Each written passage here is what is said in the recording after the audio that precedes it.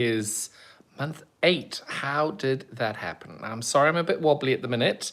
I will put us into the stable little ringling in a few moments. What I am planning to do now is to show you all where we are.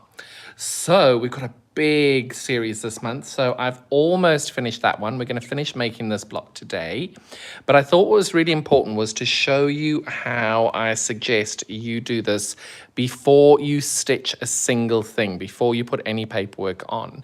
And the thing that's most important is to check that your pieces are cut to the right size, not the wrong size. So you're looking at 10 inches square. Now, as you can tell over here, I put my fabric on, and the reason I've done this is you can see you've got a little bit of an overhang here. So I think what's really important is to have a look at how we are cutting our papers. So you can see on the edge there, we've got a little bit of a black line. And over here, I've got a little bit of a white, where's my finger? There we go. I've got a tiny little bit of white line past the black line. Now, what happens is when you have got that tiny little bit of white line on the edge over there, focus.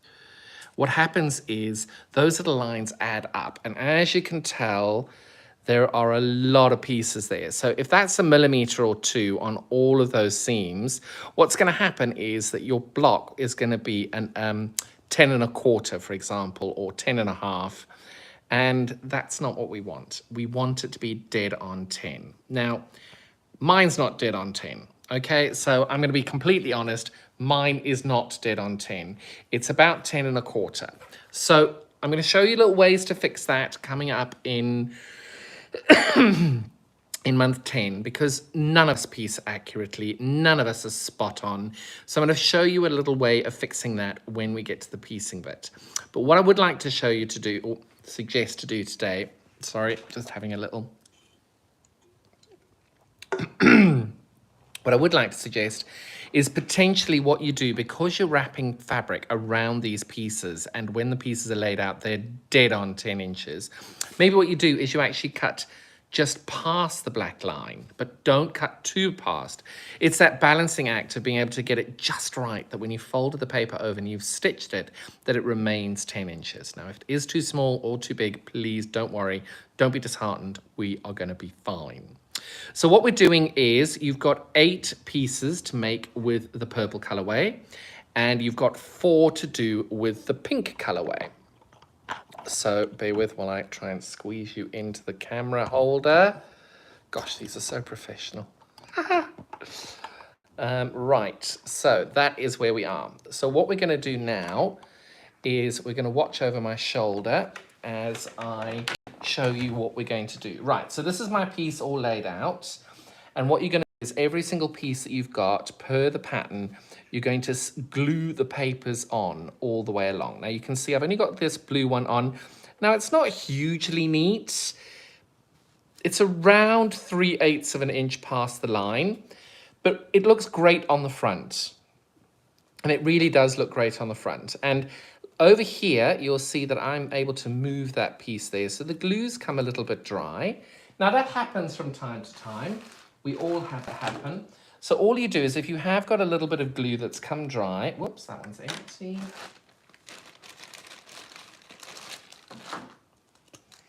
Oh, that one's empty too. Luckily I have refills. You know, if I was any good at this, I would have checked if I had everything fully loaded, so I wouldn't be wasting your time. So, come on. These are really easy to change. You just take the lid off. You've got that funny little insert thing there, and then the funny little insert thing there. And all you do is you slide that on top of the other one, and you'll hear it click, and you pull it out. Oh, poop. Make sure it's stuck on, and then you just wind it down. And that wasn't stuck on. So extend that to the highest it'll go. Press, there you go, you've got a double click. And then when you pull it out, you can hear it's double clicked. And then all you can do is wind that down, and you can see it's automatically winding down for you. By keeping it in the little sheath, you're not going to run the risk of doing what I just did and snapping it off as you go along. So with this situation, when you have got a little piece that's come loose like that, all you do is you fold it back a little bit and just add a little more glue and you press it down. Okay. Now when you do it, when you fold it over, you don't want this to be so tight you can't get your needle in, but equally you don't want it so loose that it's going to add more size to your block. You just want it to be at that perfect balance where you can just get the needle through and you are doing okay there. So I'll bring you a little closer here. Right, so I don't need these at the moment. I've already made these bits for the next block and all of those, but I'm going to need my H and my E's.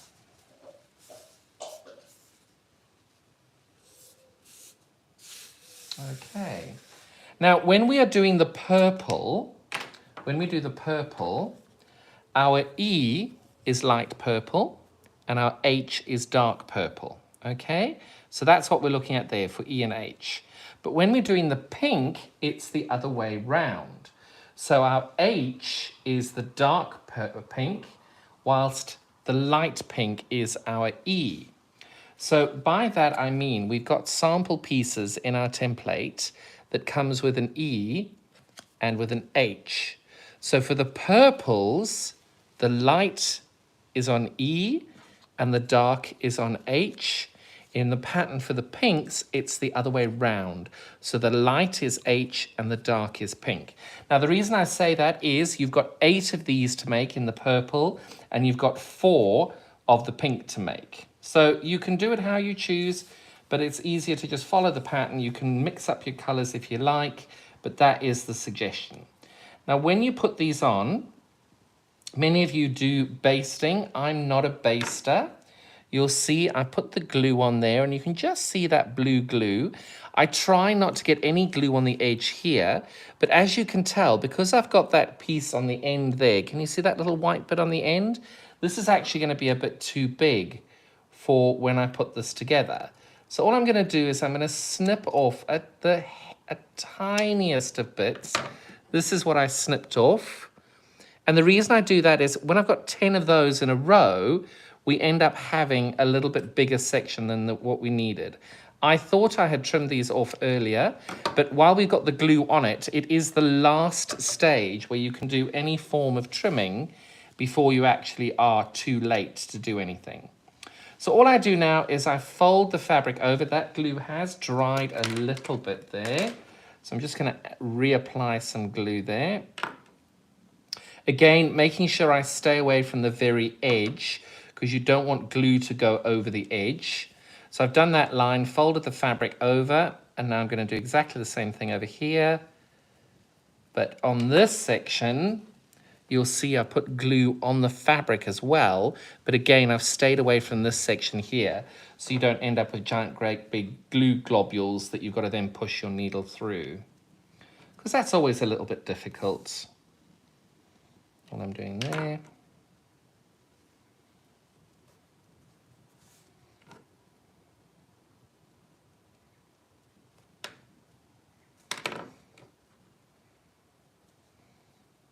So stitch these. Now you've got one diamond there. When you come to stitch these, you're going to have a point, and that point you want to make sure is nice and taut against the fabric. The reason I say that is on this end, you can see that your point goes past where the fabric is. So at this point, what I would suggest is peel your glue back a bit and just reposition your fabric so that you are officially lined up with the point, because it's going to cause you problems later on if your fabric is not. Can you see you've now got a nice tight point at that there. It's just easier having those gorgeously taut points on the end when you come to match these all up. Okay, so I'm going to make 4 of the pink, the light pink ones, which for the pink one is H. I'm just going to then, you can watch and see how it is that I do them. I always try and rotate them in the same direction it's a good idea to get into the habit of making sure they're all in the same direction, because then when it comes to these little flaggy pointy bits on the end, you're able to then align those perfectly when you come to put them all together. And now we have got, again, the point over there is perfect and the point over here is perfect. And just feel with your finger that you've managed to get those points on point. And then you can see when you line those up, a good way of checking if it's worked is when you line these up, that your point over here and your point over there are exactly the same distance. So you can see over here, that is exactly what you're looking for. Okay, so there we go. We're just going to make 8 of these now. Just got to make sure I'm doing these in the right direction. Oh, rats, I did these wrong. So what I've done here is I've actually put an H on an E. So all I'll do there is change that to an E. We'll all do it. So all I would do is I would cross this out and call it E on here. And then I would take an E and cross that out and make it an H. Just that way then when you make a mistake like that, we all do it, you're not going to get confused as to what's going on because you've ended up with one more of one color than the other. You can, of course, peel that off and replace it with the right fabric, but I think I've nailed it. It's perfectly glued on. I can't be bothered to do that. And now all you're doing is you're just gluing all of these pieces on with the fabric all the way along, and you're getting these gorgeous points on the end. Do check each one as you go. You'll feel the piece of paper ending. My point there is perfect. My point there is perfect.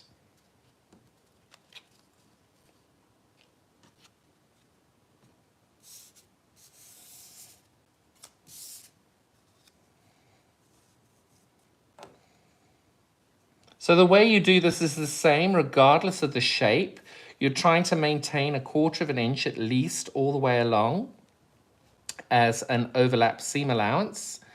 And you're just trying to keep the glue away from the edge. It's that tricky balance of finding the right amount of glue and not quite enough glue for it not to be holding. And when you've got a bigger seam like this with a little bit more fabric left over, just make sure you add some glue onto your fabric. Now over here again, you can see I haven't quite got that point right, but that one's fine. And by that, I think you can just see that tiny little bobble there. So at this point, peel your fabric back, realign, give everything a nice tug little push. You can see it's not by much. You can see it's just a tiny little slither there, but that little slither will cause a problem later on. So peel that back. There we go. Perfect. And just add a drop more glue here because the fabric had gotten dry. And there we go. That's lined up perfectly now. Okay. And then what you can do is you start building your central flower. We've got this little flower in the middle here. So just to give you an idea for the color, you can start adding these all together to build your little flower, and you can see where you are on that. Each way that you do it, always make sure that the line down here all lines up and they're the same length. And that is how you're going to baste all of your glue pieces onto your strips. Obviously, when you get a normal size, when I say a normal size, a rectangular size like this, you've got your cream fabric. Now you can put this down on here. You'll have a lot of excess on the back. It doesn't really matter. You can see that that's quite large. You don't need to trim it off. Just for ease, you'll see I'm just going to trim off a little bit here. As I said before, you're looking at about 1/4 inch to 3/8 inch all the way around. And all I'm doing then is exactly like what we've done before. But with a square or a rectangle, you've obviously got... Okay, I put my first little sections on here. Wonder if I can zoom in a little bit. There we go. So all I'm doing here is, just like a present, when you're wrapping a present, you fold your corners in like that. So you've got a little triangle. Keep your thumb in there, and then just put a little dollop there and go down the strip like that. And by doing this, make sure that everything's still lined up. When you fold this back, my fingers were probably all in the way there. Sorry about that. But when you fold it back, you've got that little triangle over there. You don't have to do that. You can just fold your piece down like that. I just find by doing the little triangle, you end up getting all the fabric out of your way. And by getting all your fabric out of the way, it's easier for you to make to catch the seam in the end. Okay. Oops. It is a little fiddly. And there we go. It doesn't have to be a complete triangle. So you can see the triangle over here is a little less than the triangle over here. But all I'm trying to do is get that excess fabric away from the seam over there. So I think that's quite a nice way of doing it. You may not agree. You may want to do something else. That is absolutely fine. The other thing that I found that works really well is once I've glued there, if I do put a little touch of glue over there and a little touch of glue, it helps if I get this in the shot, do a little touch of glue on the piece of fabric over there. When I do fold this back for my triangle, like that, it holds by having that tiny little bit of glue there. So you may choose to do that to make your life that little bit easier, because now you've got those little triangles all ready to go. And then again, just like you've done all the way along, you just fold the fabric over and press that down. So your squares and your rectangles, you'll do exactly the same for that. So that's your sections A and C. And then when you get to your odd shapes over here, for your G, you're doing exactly the same thing. And your triangles, I do the short sides. I do my little triangle at the top, do the short side, little triangle, and then I just end up with my little flappy bits out the back there. So that's how I found works really well for me. You may not choose to do that. That's absolutely fine. So we're going to finish off this block here. And what we're doing is we're going to make that block section over there again. So we're going to take two of these little diamonds and we're going to attach my cream bee triangle when I find it.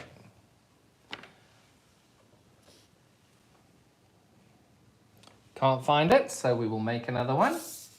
There it is, never mind. Your little bee triangle is going to go up there. So you're going to have two of those. Then we're going to have our number A triangle there.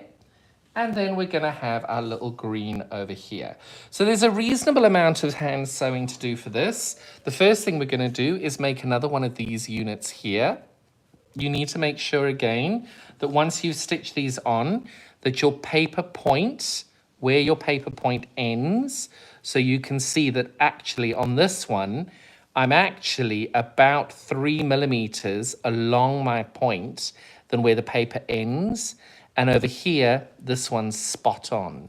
And you'll feel that by running your finger along the paper, and you'll feel where the fabric ends. And my fabric there, my paper ends there, whereas on this one, my paper ends there, but my fabric point carries on for a little bit past that. So it's important just to note that and just be aware of it.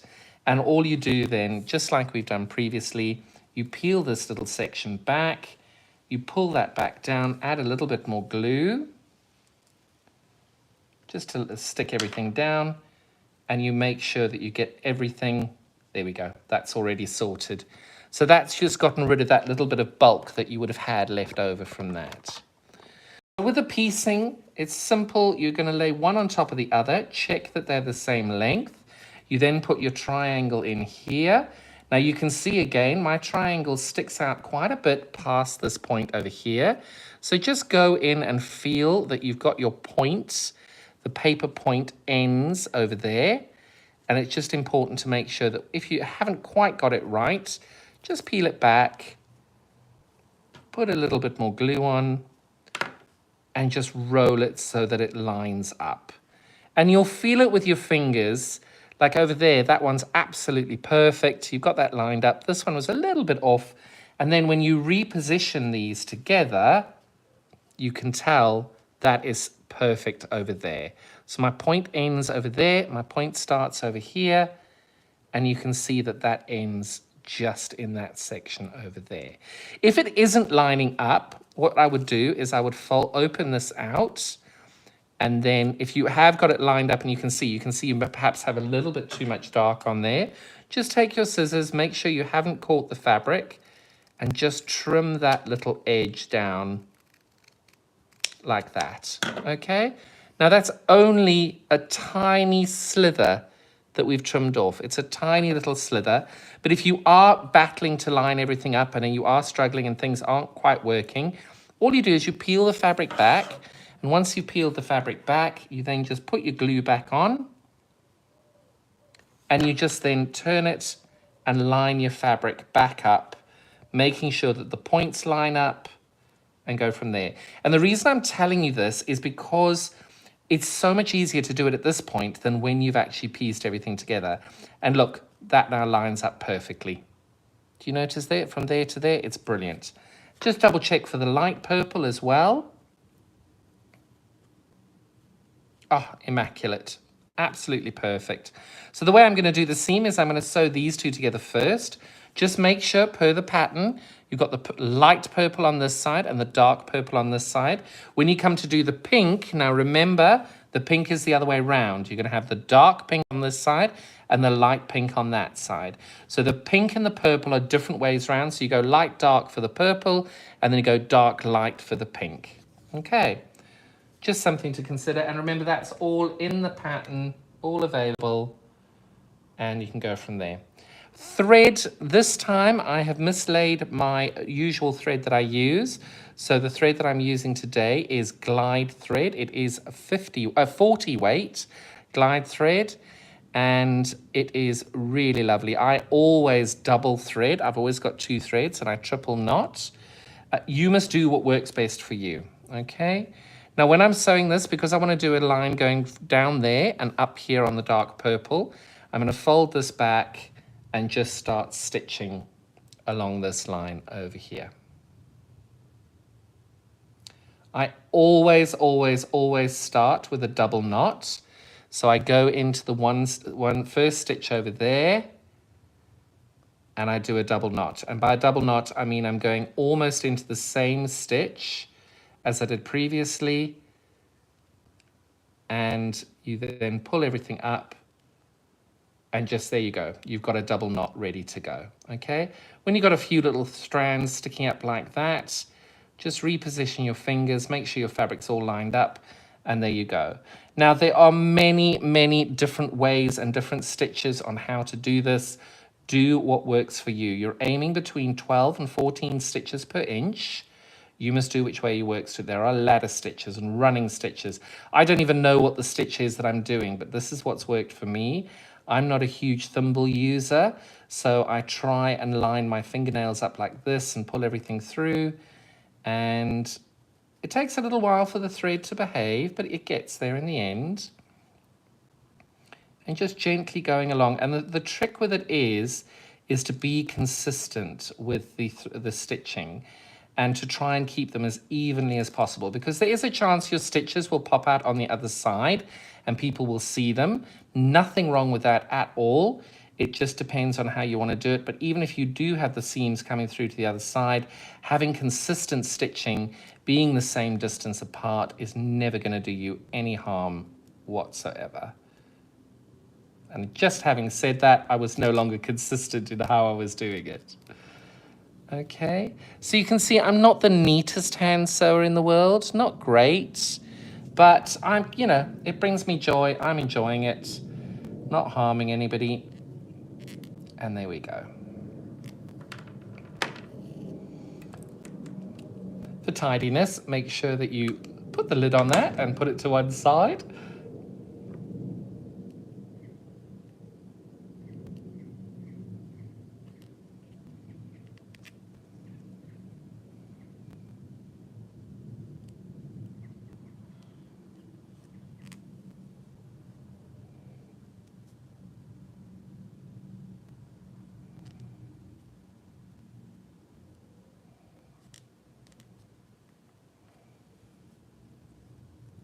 And you will find that you get into a little state of meditation doing this.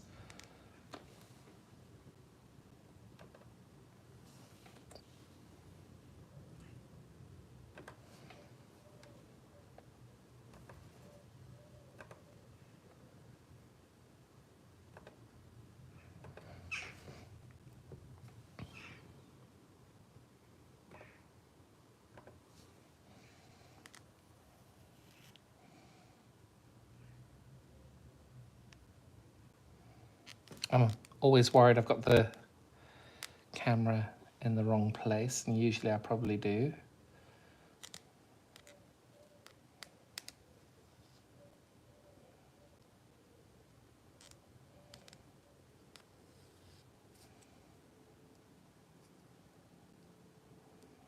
I do find English paper piecing terribly meditative, and I've really enjoyed doing these blocks like this. I won't deny it's a lot more work, but I do find you stop and you just enjoy yourself a lot more.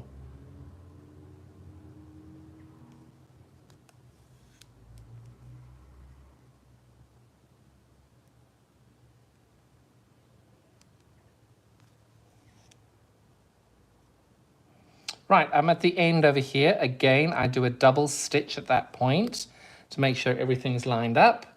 And then I open up and then I get my B triangle, which is going to go into this little spot over here. Make sure I position that and check that it's all the right length, and it is. And we then do a double stitch at the beginning of where you've got the very point of your cream triangle joining onto the diamond of your dark purple.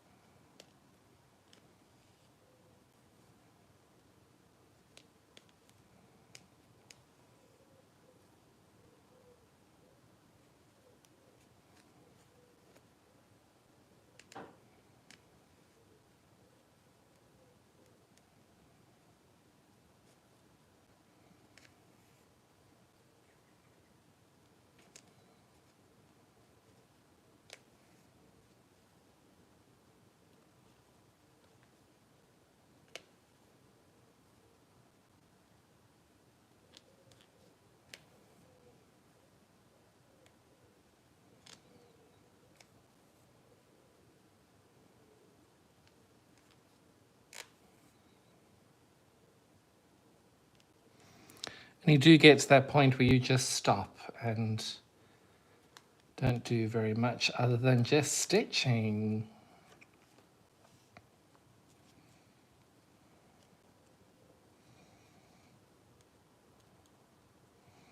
So once you've made this and finished this, you're going to stitch 2 of these units together.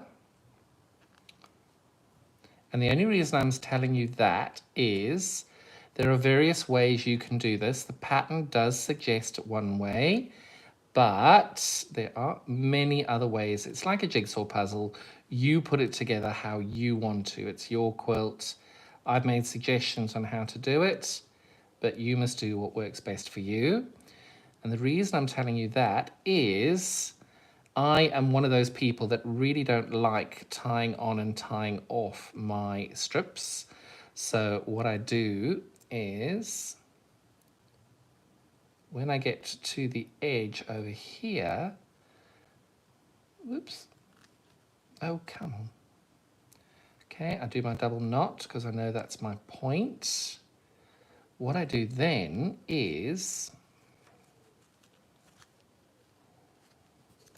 I know that what I'm doing ultimately is I'm stitching that piece to that piece and then that piece to that piece.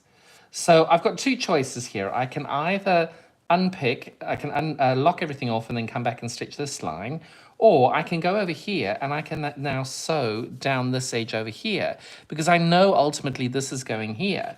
And that's what I'm going to do. You can do it however you choose. That is what I'm preferring to do on this.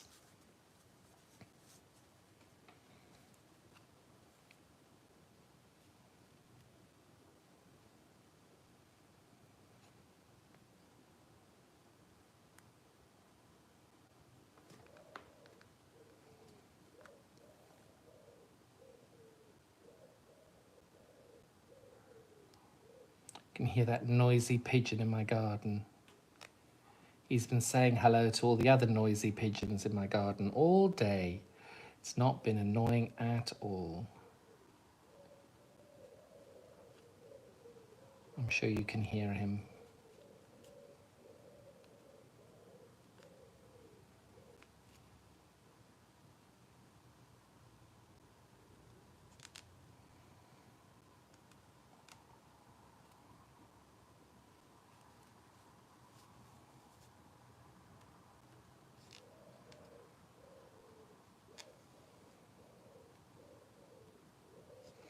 Now, if you get to a piece which might be a little bit shorter, now if you get to this point and you realize that actually this block is not quite going to meet over here, what you can do at this point is you can just gently pull this way, not too much because you don't want to end up with a ripple, and you just guide the fabric along. It's a bit like when you use your sewing machine and the bottom bit is a little bit tight, a little bit smaller than the top.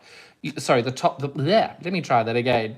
Where the bottom bit is a little bit smaller, a little bit bigger than the top, what you do is you let the feed dogs take in a bit more fabric. So what I always do at that point is do a little locking stitch so that your fabric is taut at that point. So I've done my little locking stitch there. All you do is ever so slightly manipulate your block and your pieces together like that. So you can see I've got a tiny little dip in my fabric there, and then just try and hold the tension of the piece closest to you and just sew as you normally have been. And what will happen is gently, gently, gently by a little bit, you will then ease that extra into your piece, just like you would with your sewing machine and your feed dogs. You may end up with a few little creases, but don't worry, once you've got the quilt made and everything ready, you can press those out and they will lie flat. So now we're getting to the point we're at the end of the block A square that we're stitching on. Only a few more stitches to go. So now we have to make the decision, are we going to end off by cutting this thread, or are we going to attach the next section on? And because I've got a little bit of thread and I don't like my tying off and then starting again, I'm just going to save a little bit of time and I'm going to actually put on the next bit on here. Now you've got two ways you can go. You can carry on going along the square, or you can sew where the purple diamonds are. And I have decided, as I'm at the last stitch over here, I'm going to do the diamonds. I'm going to go down the diamond route. Anybody from South Africa? I wonder if that means Kimberley. And there we go. So we've stitched that on. Now you can see we have done a little bit of easing there, but you can't tell. So now I know that that light purple is going to go on. I'm going to attach the light purple down here.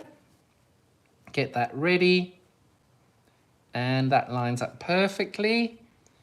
So I'm now attaching the light purple down here.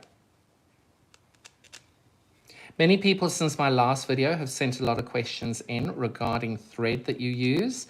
Many of you who saw the last video, I told you the story of my dear friend Nicola Bretherton. Before she passed away, she gave me this gorgeous spool of thread. Unfortunately, I don't know the name of the thread, but it's a beautiful I'll try and find out. There was no code or anything on it which I could find anywhere. So that is a really good one to use. Aurifil is lovely. I really enjoy using the Aurifil. The glide thread I'm using, this glide thread is really lovely. I really enjoy using that one. Might take it a little bit thinner if you're going to do the glide thread. Maybe do a 50. This is a 40 at the moment. But glide threads I really enjoy. I always have. That's what I quilt with. They're really good.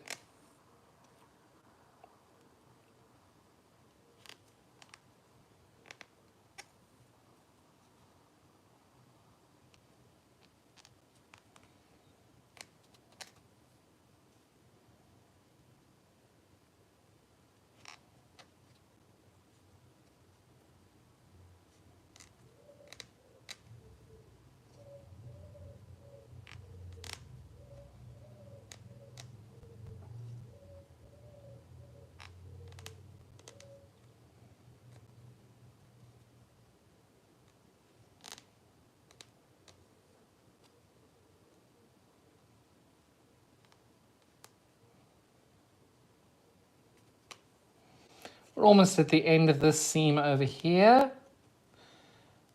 And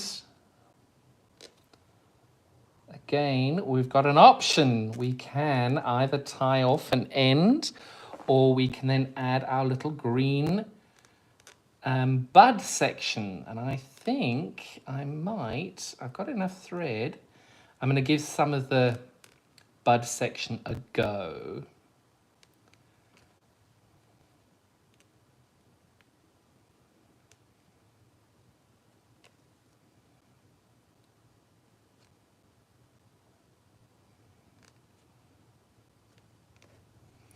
Right, there's my double locking stitch at the end. So I'm now going to open that out and you can see where we are there. And that's worked perfectly. My little point at the bottom is perfect. And all I'm doing now is I'm going to load this on. And I'm going to go this way. Now this is really easy to line up. Feel with your fingers for the edge of the paper over here. You'll feel the edge of the paper and the edge of the paper over here. At the edge of those paper marks is where you're going to line up over here. And once you've got those lined up, you can then start stitching down the line.